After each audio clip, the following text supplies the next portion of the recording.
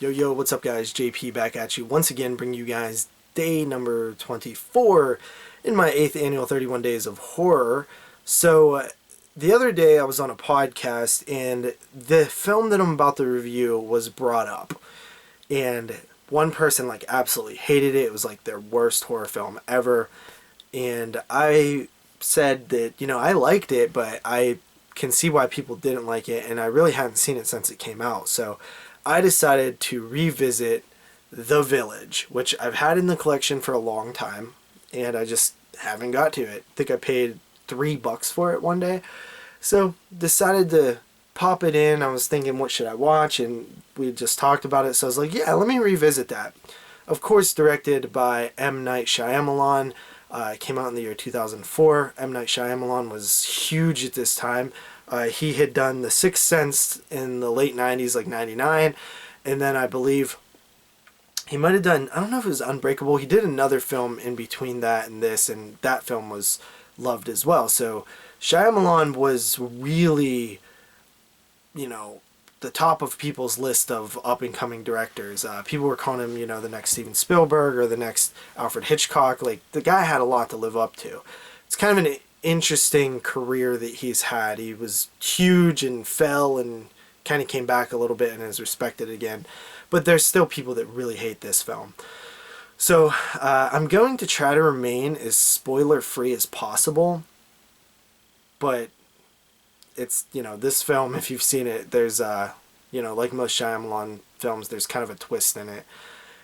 So, I remember when this film was coming out. It was, the trailer was everywhere. It seemed like it was going to be a really scary movie. It seemed like it was going to be a cool setting and a cool atmosphere and stuff. It's called The Village, and it takes place in a village. There is a group of people who live in this village, and they seem very basic, maybe like Amish or something, but you're not quite sure what era this film takes place in. At first you think maybe like the 1600s, and then it seems like, well, maybe it was a little bit more modern, but you don't really know. So we're following these characters, and they all live in this village. They have this very simplistic life, and we follow this character. She's blind, and she kind of has a crush on this other character played by Joaquin Phoenix, and he senses something's wrong with the village because there's too many secrets about this place. On top of that, there's references to something. It's called Those We Don't Speak Of, and you're not sure if it's like a tribe of Indians or if it's a monster out in the woods. It's something the town fears them, and they have a border around the village with like yellow flags, and they're not allowed to cross this, places in the village, this border.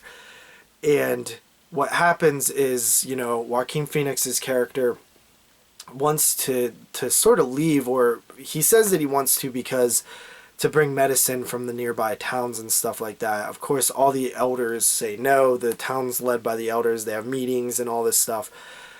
Anyway, something happens in the film to where one of the characters must leave the village. Eventually, we see Those We Don't Speak Of, and it seems like there's some sort of monster.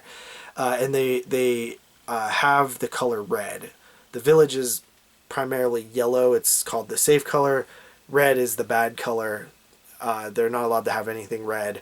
Red berries, bad. Red attracts the things we don't speak of. They don't want the berries around. So they have like watchtowers and stuff to watch out for these things.